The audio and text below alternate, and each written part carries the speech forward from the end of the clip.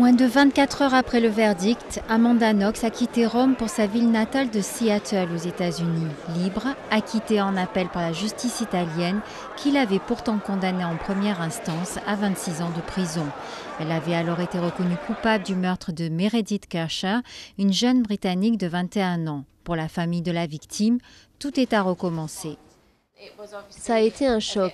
Nous étions préparés à toutes les possibilités.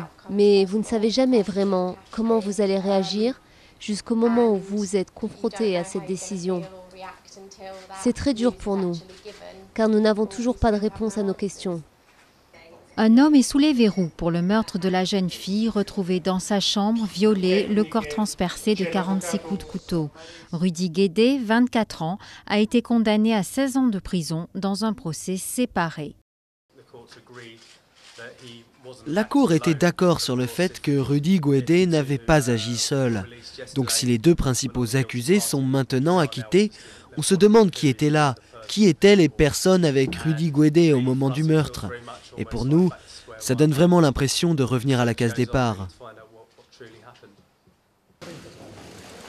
Tout au long des années d'instruction, les lenteurs et incohérences de la justice italienne ont été mises en évidence. Expertise ADN contestée, preuves égarées, les critiques se sont multipliées. Ces retards énormes, ces délais considérables entre les différents procès, les énormes délais qu'il y aura s'il y a encore un appel, ce qui n'est pas sûr.